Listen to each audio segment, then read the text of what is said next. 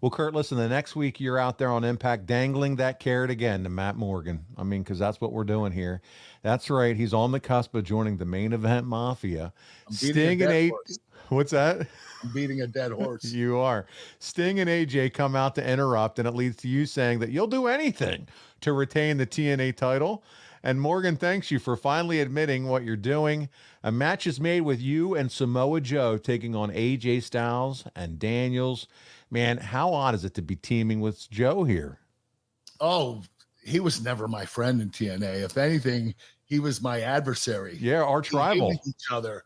And I don't know why we tagged together. I think it was just they wanted a great match and they wanted to put one of the top guys in the company, one of the best wrestlers on there. And, on the other side, you had Daniels and AJ, two of the other best wrestlers in the company. Yeah, when you think of four of the best wrestlers in TNA history, I mean, seriously, you, Joe, AJ, and Christopher Daniels got to be all up there. They all deserve at least a mention. Yeah. I mean, I said you, so it's got to be more than a mention. Yeah, right. Yeah, so it's got to be more than a mention. The match goes 8 minutes. Morgan holds up a chair at the finish, but Styles reverses you into it, Kurt, and Styles would roll you up for the win.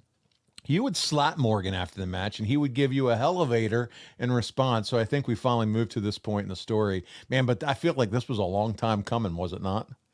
Yeah. They had him petering out to me for a little while, and then finally he took a stand and did something about it. So, I probably would have done that a month earlier, but, the writing, it was what it was. I want to go back to you, Joe, AJ, Daniels. You four on pay-per-view. Give me at least 30 minutes. I don't care if it's a four-way, a tag match. You talk about one of the best matches that never happened. I mean, come on. I would have loved to see that. Especially, I love working with Joe. I love working with Joe on the other side of me. But Joe and I teaming together against AJ and Chris, the stuff we could do with those guys would have been amazing, because Joe and I are more ground wrestlers. Those guys were more high flyers.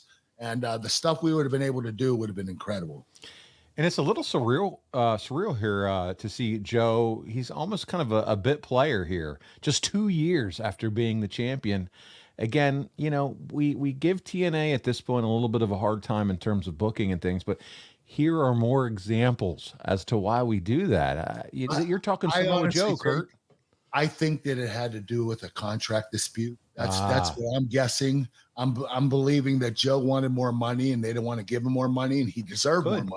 Yeah. But I don't know why they just dropped the ball with him. I mean, he was undefeated, 172 matches straight.